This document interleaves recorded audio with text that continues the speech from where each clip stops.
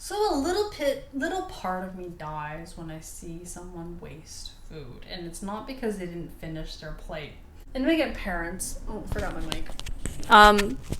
Often told kids to finish their food. However, this isn't really about, in this generation, it really isn't about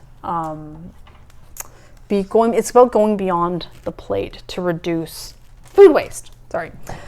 So a couple of months ago, our family went out for dinner for the first time since restaurants opened up. So this video or this podcast, whatever you're watching or listening to, today is September in 2020. So we're in this COVID kind of era. And restaurants were closed for quite a while, and then they opened up. So our family is really excited to finally have some good old greasy Canadian fried potatoes, like fries, good juice, good oily, crispy fries. So for our family, it's always a treat to go out to eat because generally we eat over like almost 90%, probably more than 90% of our meals at home. I cook like a stereotypical Asian mom, big pots, big woks, flying colors kind of thing, right? I have an entire post on the cooking tips and hacks that I inherited from my mom. So, however, this time was a special treat because of good old COVID. And we had been home for so long that like going out to eat felt like the first meal you have after finishing a prison sentence. Anyway, so we go to a restaurant and we settle at the table. The hostess brings us our menus and the adventure begins as we're like peruse the appetizers, the entrees, and the desserts. And I love looking at the kids menu because it's often a really good value for the money you pay. Like it's just the biggest bang for your buck at kids menus.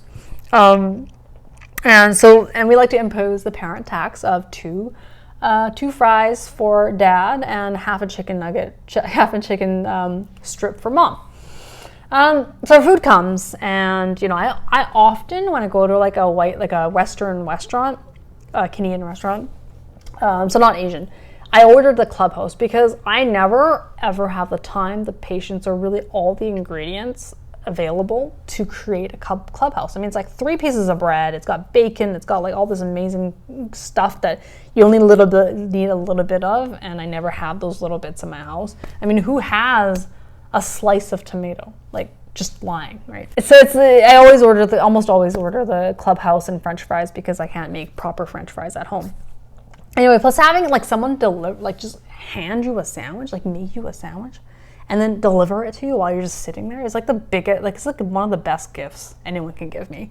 Just like I'm sitting here, if someone just brought me a sandwich, I'd be like, yeah, my sandwich comes, I bite into that triple-decker meat and bread piece of art, savoring that little bit of mayo that's just like, just clung on to the corner of my mouth.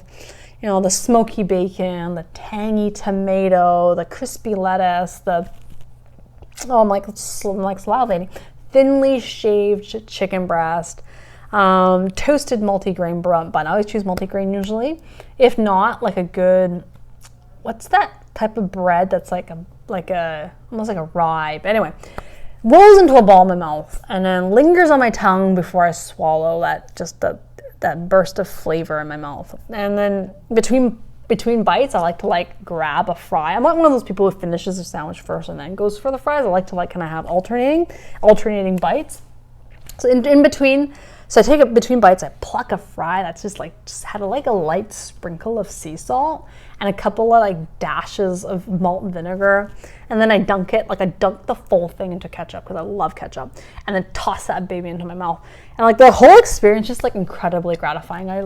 I really enjoy my time at restaurants. So it's not often, it's very infrequent. When I do, it's amazing.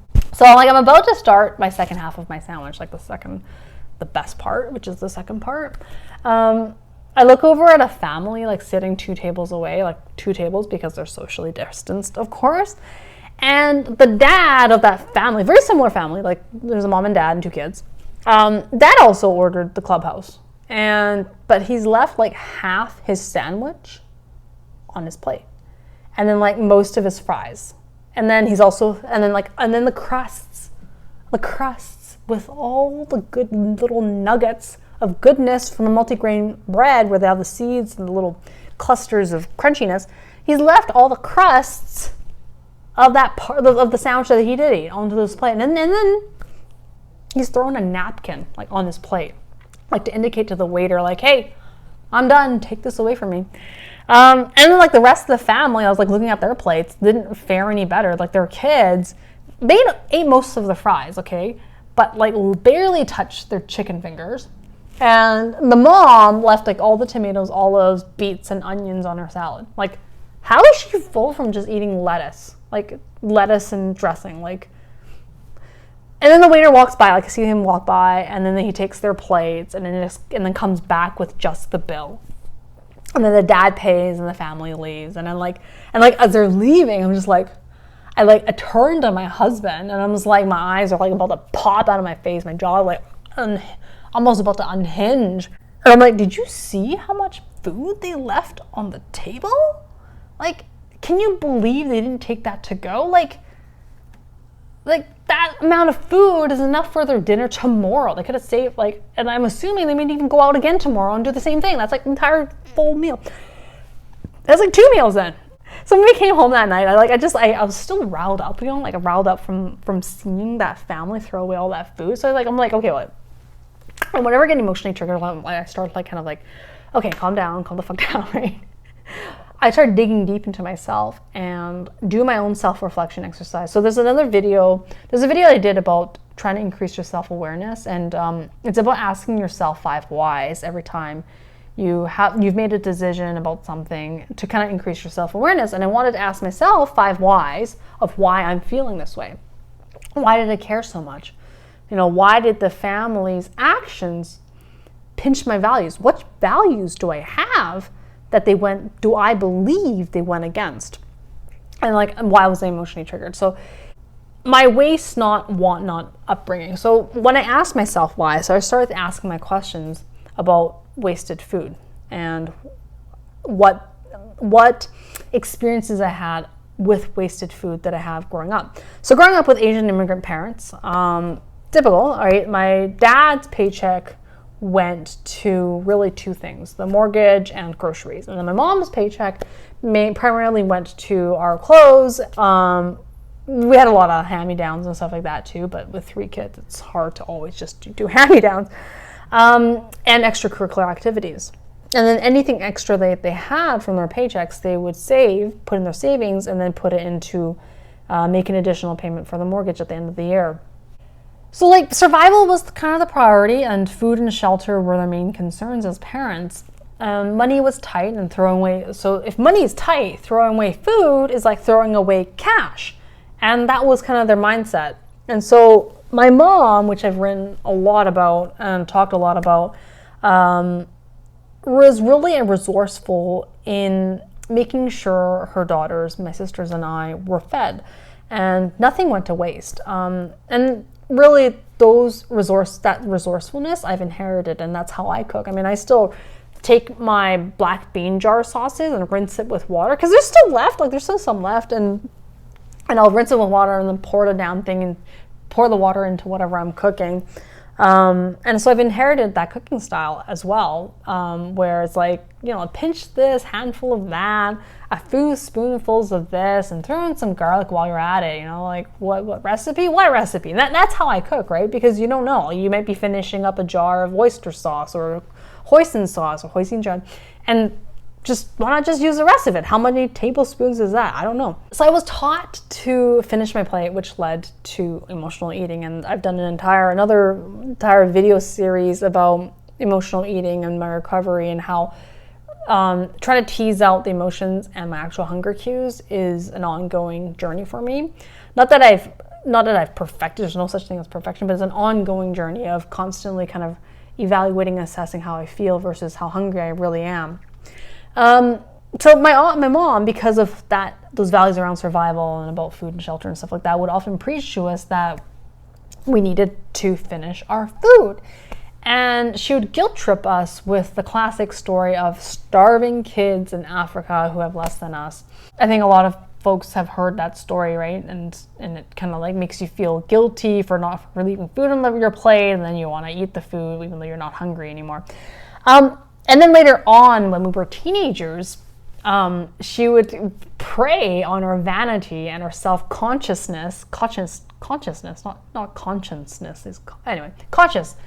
And she would come up with this, she came with this stupid myth about how for every grain of rice you didn't eat, like a beauty mark would appear on your face, or a freckle or something like that.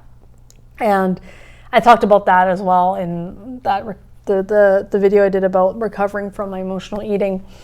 You can either take it as, I hate my mom for doing that to me, or you can take it as, I'm going to understand her journey and I'm going to understand why she did and said the things that she did, so that I can have some kind of context behind my upbringing and behind my own values and beliefs and how I want to be as a mom. So every dinner, she put a lot of effort and thought into coming up with dishes. Like, she really wanted to come up with exciting flavors and textures so that her daughters would eat, right? Because kids are picky, right? Kids are really picky eaters. And so you have to be very creative in making something that's nutritious and delicious and that they would actually eat with the ingredients she had in her pantry. And of course, money was tight, right? So it's kind of sometimes very limited in the ingredients that you do have. And you want to make it enticing for your kids to eat. So knowing that, when she'd see food that was left in our bowls, it would actually upset her. And her feelings would get hurt because she assumed that we didn't appreciate her efforts, because that's how she showed her love. And that we didn't like her food, that we didn't think that the effort she put in was worth finishing. You know what I mean? And, she had good intentions, right? Like, those are good intentions. She wants to feed her kids. She wants to make sure that they eat enough to grow, and she wants to make it so that it's enticing and flavorful and all these things. And that's how she showed her love. And so despite her good intentions, it manifested into my emotional eating. Whenever dinner was served, I had this feeling that I wanted to finish my plate as to not disappoint her. I talked about this in another video, but as I grew up, with this kind of history in my childhood, it led to disordered eating, to, it became an eating disorder where I tried every single diet there was. I tried caffeine pills and patches and laxatives and cleanse and shakes and protein shakes and everything and anything to manage my weight or lose weight in order to kind of feed into what I wanted to be, what I want to look like. My recovery didn't really begin until my late 20s when I realized that it was tied to my emotions, and that really when you're hungry, you should eat, versus when you're feeling lonely or feeling inadequate or you're feeling anxious or frustrated or bored. And then, of course, practicing mindfulness and gratitude during meals helps that, because then you're able to really tease out the flavors and the textures more so than trying to cover up or filling a void. As well as finding healthier ways to manage my emotions, such as writing, creating, meditation, yoga, talking to friends and family. That's kind of my story on finishing your plate and how it led to my emotional eating, that it's not really about finishing your plate. So the next part of my series is talking about what I actually want to preserve. When I see food that gets wasted, it's how I changed it from thinking about finishing your plate to saving the planet. Okay, so stay tuned for the next part. So let me know your thoughts about finishing your plate, and whether your upbringing shaped your views, and whether you had parents who guilt tripped you, and if you had did you have your parents ever tell you that starving kids in Africa story? Just let me know in the comments.